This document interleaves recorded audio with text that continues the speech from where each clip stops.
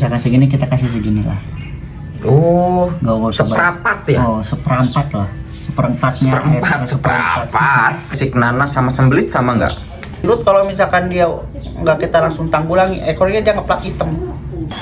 Yo, jangan lupa komen, like, and Subscribe. Ya, jangan lupa di share juga akun kita nih di Bedil Bangkok. Oke.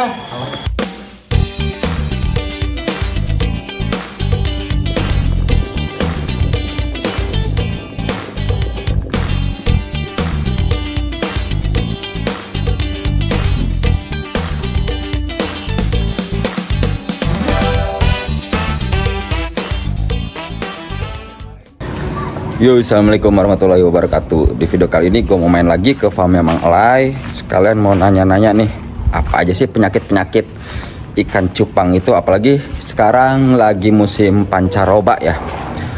Jadi sekalian langsung tanya-tanya aja ke Mang Elay tentang penyakit-penyakit ikan cupang dan cara mengobatinya seperti apa. Yo. Assalamualaikum. Waalaikumsalam. Woi. Cager, Mang Elay. Alhamdulillah. Nyawa kan namun aing kaji nek naon? Paling enak punya tanya ini mah. Ada pertanyaan lagi nih. Tanya apa lagi nih, Bang Boy? That's right. Nah, ini sih sebenarnya penting gak penting ya, tapi bisa dianggap penting juga sih. Jadi mau nanya nih, ini kan musim pancaroba ya. Biasanya tuh penyakitnya apa aja, Mang? Untuk ikan cupang. Lumayan banyak sih kalau untuk penyakit mah. Velvet ada, dia kayak pin rot, kayak fungus. Banyak juga sih yang lain, nanti saya jelasin dulu ya satu-satunya nanti. Oke, berarti velvet, finroot, fungus, swim bladder ya, Swim bladder. pop eyes, sama infeksi jamur. Sebenarnya Itu- nggak musim pancaroba aja sih sebenarnya kalau untuk penyakit kayak gitu tuh. Jadi musim biasa aja pas lagi normal juga Ada. pasti ya. Oke. Cuman nanti gimana kita cara menanggulanginya ya. Nah, saya mau nanya, kalau velvet itu apa? Velvet itu penyakit yang paling sering sih karena ini apa namanya? Kualitas air. Kualitas air yang mulai menurun tuh. Nah, itu kan contohnya tuh kualitas air gitu ya, salah satunya. Berarti cara menanggulanginya seperti apa tuh, Mak? Kalau untuk velvet mah paling pertama kita kuras dulu tuh tempat bekas ikan yang Kalau terjangkit misalkan velvet tuh. di toples gini ya. Kita ganti airnya. Terus ya kalau velvet tuh sebenarnya mah kalau misalkan kita langsung tanggulangi nggak begitu parah, dia tidak merabat ke penyakit yang lain. Cuma ganti air, kita kasih garam dikit, sama kalau saya seringnya pakai obat biru kalau buat velvet.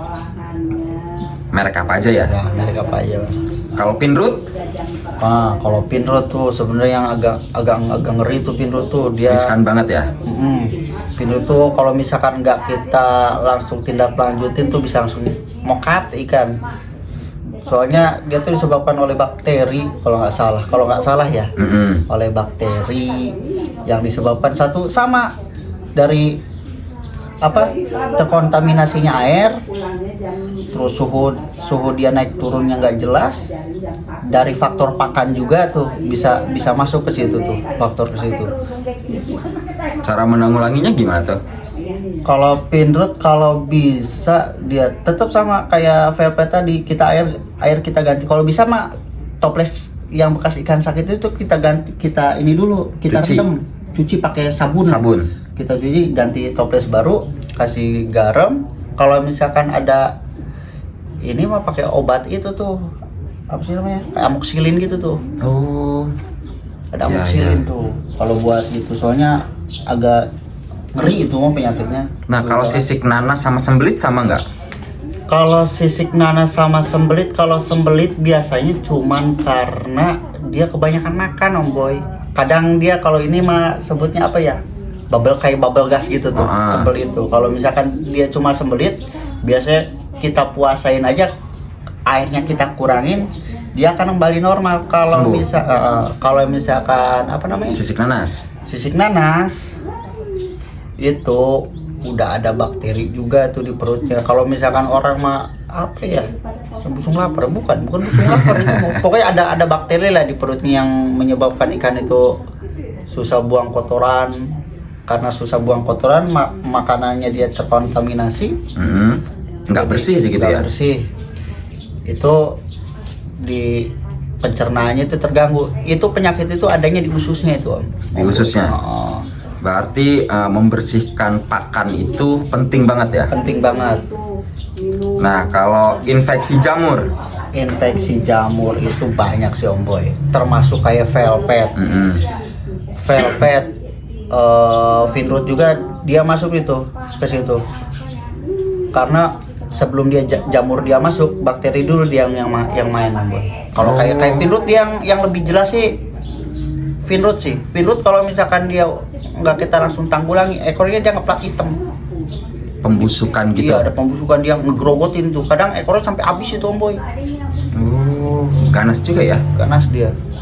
Yaudah deh, itu ngeri. Lari aja ke yang lain. Fungus. Fungus. Oh, fungus ya. Penyakit fungus itu biasanya tuh kalau pernah lihat nggak? Kalau misalkan punya ikan, kadang mulutnya tuh kayak jontor gitu tuh. Oh, iya. Kalau terus kayak ada kayak bisul gitu tuh di sini nih, nitik gitu tuh. Pernah lihat tapi jarang kayaknya. Itu sama lagi, kembali lagi ke air. Baik lagi ke air. Ya, intinya sih ke air ya. Kembali lagi ke air, ke perawatan air ya. Itu masuknya ke bakteri kalau nggak salah itu. Iya. Kalau swim bladder? Swim bladder itu ada dua, Om Boy. Ada dua. Ada yang diakibatkan oleh bakteri ya. Yang kedua itu ada terganggunya gelembung renang. Kalau ikan itu kan ada gelembung renangnya, Om Boy. Iya. Tau pernah ngebelah ikan emas juga? Ada kan. Ada yang kayak kantong gitu yang isinya udara. Kalau itu yang namanya gelembung renang. Itunya kadang kalau misalkan dia karena bakteri, itu dari pakan dia. Dari pakan lagi. Pakan. Jadi si gelembung renang itu terganggu dia, Om Boy. Yang harusnya dia kalau misalkan ikan itu turun, itu gelembung itu ngempis. Itu nggak ngempis, Om Boy. Kadang kembung aja. Ngembung jadi, terus. Ngembung terus, jadi kadang gitu tuh. Jadi goyang aja gitu ya renangnya. Dia nggak bisa ngempis, ngebesar itu. Kalau misalkan kayak swim bladder kayak gitu. Ada dua sebab itu kalau swim bladder. Nah, kalau pop eyes. Pop eye itu mata bengkak gitu tuh ya, mata bengkak sebelah. Kadang-kadang saya juga ngeri ngeliatnya. Itu sama kayak bakteri apa masuknya virus dia ya? Kalau untuk pop eye. Ya, sepengalaman Mang Lai aja, menurut Mang Lai itu Kalau seperti apa si pop eyes itu? Pop eyes itu sama sebenarnya kalau untuk penyakit hampir semuanya itu kalau nggak dari air, pakan. Ya ketika suhu naik turunnya suhu secara drastis, itu bisa mempengaruhi.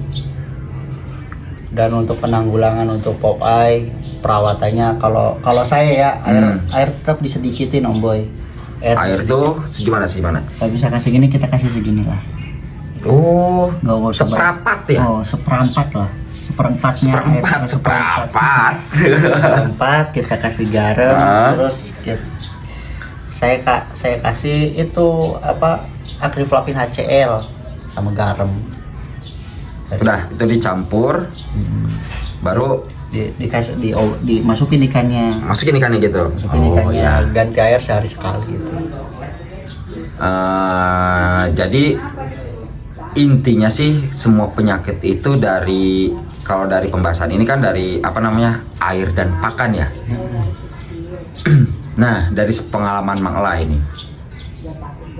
penyakit apa yang sering Mang Lai jumpai gitu tuh? Maksudnya, wah, satu lubuk kena penyakit ini, wah pas di toples kena penyakit ini, yang paling sering? Paling sering sih velvet kalau sih. Velvet. Kalau untuk kayak penyakit yang tadi disebutin mah jarang. Nah, jadi guys, Mang Lai ya sebul karena nguras tuh. Berarti kan tadi dia ngomong penyakit yang sering itu di sini velvet. Berarti velvet itu kan emang dari air nih, kualitas air yang menurun ya. Yo, balik lagi kita ke Mang Elay. Ini Boboy, ngomong-ngomong saya males nguras. Bukan karena males nguras, Om Boy. Kadang saya juga kadang namanya manusia biasa. Terus Ada kubahaya saya ngomongnya ya. Terus cuaca emang lagi kayak biasanya emang nggak pernah velvet kayak gini Om Boy. Emang cuacanya juga ngaruh kayak gini. Terus kadang saya serokan tuh, saya sering lupa tuh. Harusnya kan misalkan untuk lubukan kayak gini nih, kita kalau misalkan abis ngituin ikan sakit tuh kita cuci. Kita cuci, kita bilas pakai sabun bersih, baru kita nyerok ke kolam yang lain. Kadang lupa tuh. Habis nyerok ikan sakit, saya mainin aja ikan. oh jadi ya. menular ya Ada ke yang lain. ada penularan. Kayak gitu Om Boy. Lumayan tuh guys, banyak lubukannya. Jadi Mang Elay udah siap digaskan lagi untuk di akhir bulan. Yang kemarin sakit itu sekarang udah mulai normal lagi nih Boy. Alhamdulillah. Karena kita langsung tanggulangi supaya tidak terjadi hal yang fatal. Oke guys, jadi itu pembahasan tentang penyakit ikan cupang ya. Jadi kita tanyakan lagi ke Mang Elay. Nah, Mang Elay, kesimpulannya tuh seperti apa Kesimpulannya dari penyakit-penyakit ikan cupang nih yang kita harus tanggulangi? yang kita harus tanggulangi adalah jangan telat nguras air. Nah, satu, jangan telat nguras air. Kalau misalkan ada indikasi tempat mau lubuk ataupun toples yang bekas ikan sakit, langsung dicuci pakai sabun biar nggak menular. Nah, Terutama katanya- kayak tangan serokan juga kalau misalkan habis megang wadah-wadah yang bekas sakit langsung cuci ya, karena itu Bisa menularkan juga. menularkan penyakit juga. Yang kedua, masalah pakan. Misalkan kalau kita ngasih pakan hidup, kalau bisa dibersihkan dulu. Dibersihin dulu dan jangan terlalu berlebihan, takutnya itu sembelit. Nah, takutnya sembelit. Biasanya yang sering itu apa? Misalkan kita ngasih pakan hidup nih, terus ikan ini kena sembelit. Dua sih. Pakan kalau apa itu? Kayak cansut sama jentik. Jentik ya? Itu kalau saya seringnya di situ sih. Kalau cacing darah? Cacing darah kan. Iya, cacing darah. Kalau cacing darah. Ya, cacing darah. Kalau cacing darah nih, kalau misalkan kita beli yang treyan tuh kalau bisa dicairin dulu ya, dibersihin tuh. Ininya dibilas lagi baru kita kasih makan. Jangan langsung satu tray dimasukin. Kadang ada trouble juga di situ. Nah, begitulah kesimpulannya. Jadi Menurut saya ya. menurut Mang Elay, ini mah bukan menurut orang lain. Yang pertama, jaga kualitas air. Yang kedua, kalau mau ngasih makan pakai pakan hidup, bersihin dulu. Oke, cukup sekian video kali ini. Wabillahi taufiq wal hidayah. Wassalamualaikum warahmatullahi wabarakatuh. Ya.